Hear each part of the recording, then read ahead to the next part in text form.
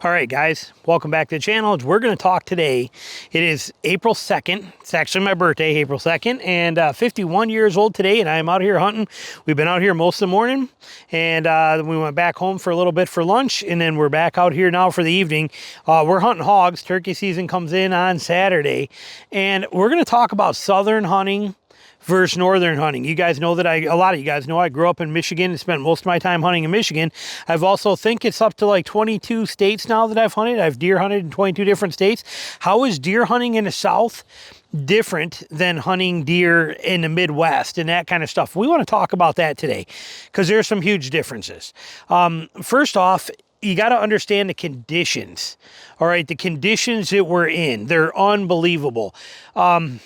Again, I've been in many states all over the Midwest. I've been in many states in the North, and I've been in 3 states in the South hunting. And I'm telling you, you don't understand what it's like down here. And those of you guys that are going to be in the Southwest, you're going to be like, well, you know what? You're 100 degrees. There's nothing. We get 120. You know, I've hunted all over Texas, all over in Arizona and stuff. I understand what you're saying. I'm also saying, too, that there's a difference when it comes to the humidity. I'm not saying you got it easy. But let's put this into perspective here because this is where I'm at. So let's talk about this right here. Again, it's April 2nd. It is 90 degrees today. 90 degrees, very humid. It is miserable. Will not be long. It's going to be hotter. Now, people are like, yeah, but that's summertime here. Just wait till fall. Our deer season starts in September, beginning to middle of September. The temperatures, and let's talk about that. Let's just base it all right on that. Forget what's going on now. In September, through most of our deer seasons, now keep in mind most of the WMAs, especially in South Georgia, they don't even have deer seasons in November. Okay, for bow season, you can't. There's not even places you can't even bow hunt in November, in a lot of them. But so you got September and October is when your bow season is basically going to happen, and then you get some late season opportunities. But September and October, the temperatures are often 100 degrees or very close to. The humidity is astronomical. It's astronomically high humidity. There is no such thing as scent control under any circumstances. Your scent control is a moisture wicking shirt like this, not because it moisture wicks or you care about it, but something thin like this. It's not because you can moisture wick it. It's because it dries fast and you can wring it out. Okay, our idea of scent control when you're deer hunting is hopefully somewhere by where your stand is, there's a puddle that you can take your shirt and stuff off and put it in and wring it out and then put it back on soaking wet and cool you down a little bit. That's scent control. You will never not sweat. You're going to sweat every single second. Again, you guys in the Southwest, I understand your heat too, but when people from there come here, they can't believe how much they sweat. It's unreal because of the humidity. So we have these super hot conditions. They're brutal. They're brutal, hard to deal with. There's no way around it. I thought when I came down here, well, I'm going to pack an extra t-shirt and a fresh stick of deodorant and I can do that. No. You got nothing. You got no chance. There's no way to beat it. You have no option whatsoever. You're just going to suck it up and deal with it is all you're going to do. And you're going to sweat like crazy and you're going to stink like crazy and it's going to be miserable and there's just no way around it. You don't have a luxury or an option to beat it under any circumstances. Well, your blood will acclimate. No, it won't. You know what? I've been here 3 years. I'm telling you, it's freaking hot. There's the only way to put it. It's hot. It's really hot. Now, on top of that, in September when it's deer season, foliage is at peak. There's more, oh, it's my fridge. Thought I heard a car coming. That's another scenario, okay? Coolers. Every single day has to have ice in it. Every single day you have to have ice out here with you. Or you run something like I'm doing here with one of these with my ice cold. So I don't have to pay for ice, but I have a full-blown cooler that is electric, motorized cooler here to run that stuff. Gives me that ice cold, so good, ice cold. Look at that fog up right there. This kind of stuff here is your lifeline out here. Without it, you literally die. Okay, if you don't have stuff out here, you literally die. This kind of stuff is vital. And if you're running ice, you're gonna spend a lot of money every year at ice. All that is set at 26 degrees and it is incredible. Right on the verge of freezing. Love it. But so we got all these factors. Heat is one, foliage is another. The foliage is at max full peak. So people are like, oh, I'm not going out there in the summertime. It's a jungle out there. In the South, it's a jungle in September when you're out there. Not to mention, people are like, well, turkey season, I don't know if I want a turkey hunt down there because of all the snakes. Turkey season for snakes is weak.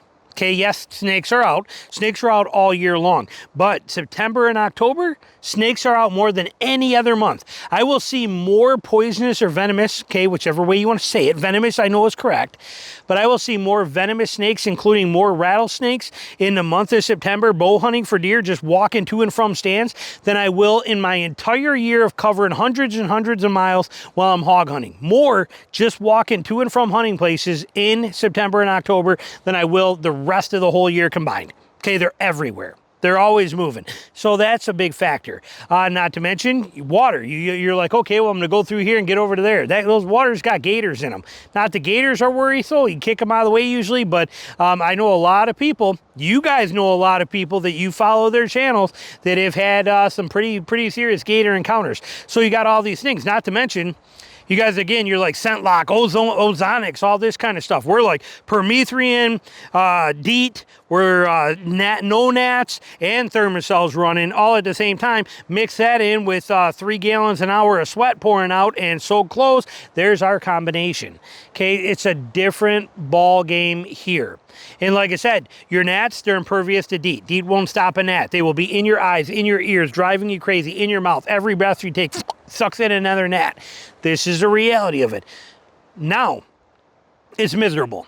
And it's downright dangerous. Okay, heat stroke, heat exhaustion is a very real thing. Like I said, venomous snakes, people seem to think that, oh, it's okay, you get bit by a snake and then you go to the hospital and they get you all fixed up. No, you get bit by the right snake down. You get bit by a pygmy, you get hit by a timber, you get hit by an eastern diamondback. No, that's life-altering changes and hundreds and thousands of dollars of medical expenses. And did I mention life-altering changes for you? It's a big deal. This is nothing to play with down here. This is very, very serious stuff. So southern hunting sucks when it comes to that kind of stuff from somebody coming from somewhere else. It takes a lot to get used to.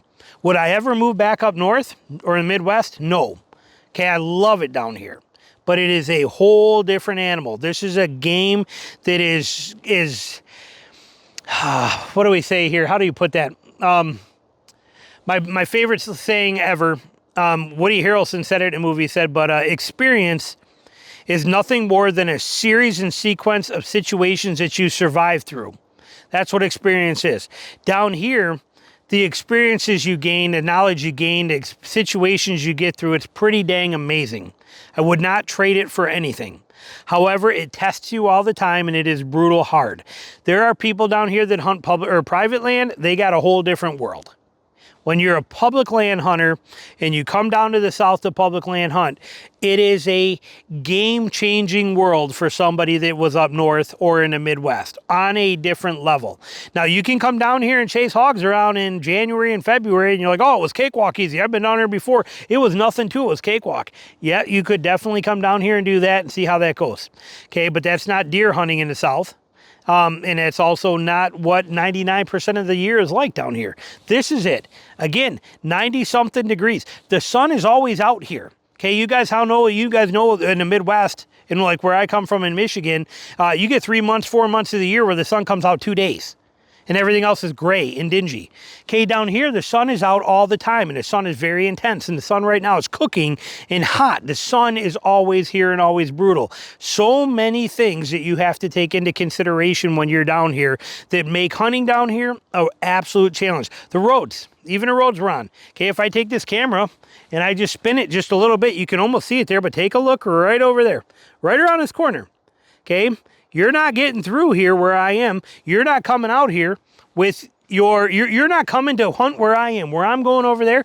You're not coming in here with your F-150. You're not coming in here with your Ram 1500. You're not coming in here with your Subaru. You're not coming in here with a lot of vehicles. Okay, now you can park here and walk in, but you're not driving much further than where I am here. Down here, you know, God love them, these good old boys, I guess you could call them, but man, down here, these guys know what they're doing. When we think of off-road rigs and dealing with mud and slop and stuff like that, the guys in the South, they build some rigs that'll blow your mind. 40s, 42-inch tires ready to get her done, and they know how to drive them. And I promise you, what you think you can go or you think might be a puddle, no. These guys made sure that it's a mess for you, okay? You may not get to places you think you can, and the amount of rains, the hurricanes, the floodwaters, everything is down here. Just even getting around is a chore. It is an adventure on every single level. It is like nothing you've ever experienced in the North. I don't care how hot of a day you were out on one day. I don't care any of that kind of stuff. I don't care if it gets to 80 degrees on opening weekend up there and you're bummed out about it. You have no idea what it's like down here, yet it is amazing. But it is a different world. Now, as far as the deer hunting itself and how good the deer is down here versus up there, the deer hunting down here sucks comparatively. It's not horrible, and I've been fortunate that every year I've been down here, I've been able to put a deer in the freezer for my limited amount of time I'm here, because I spend most of my deer season in the Midwest. But public land deer hunting here is very, very hard. It is very, very hard, and it is very pressured. And these deer are not only pressured during deer season, they are pressured through the whole year. Turkey season is in. Most WMAs here are only closed for hunting 2 months a year.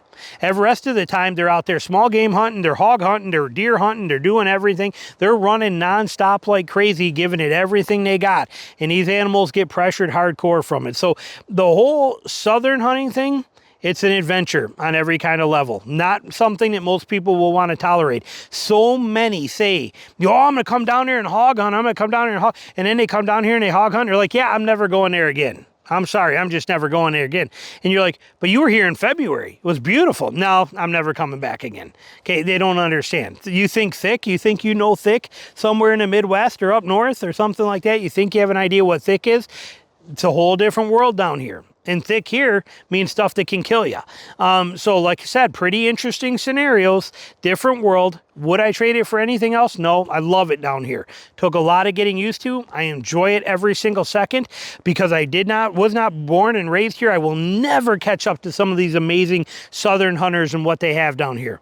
But I'm really enjoying the process of learning. I'm enjoying chasing this stuff. It's a great way to be every day, and I wouldn't trade it for anything. But just know, if you're thinking about hunting down here, you better know what you're getting into. It's a different ball game. You will spend every single second of your day in either this pair of boots or this pair of boots. Yes, including when it's 110 degrees out, you will be in these. Your feet will be sore, you will be in rough shape, and then you will end up buying these things here that they call Crocs because they airflow so well. This will be your basic shoe that you will wear everywhere because they actually cool your feet down. It is amazing the stuff that you deal with and how things change when you're down here. So food for thought for you. Questions, comments, put them down below. Thanks for watching.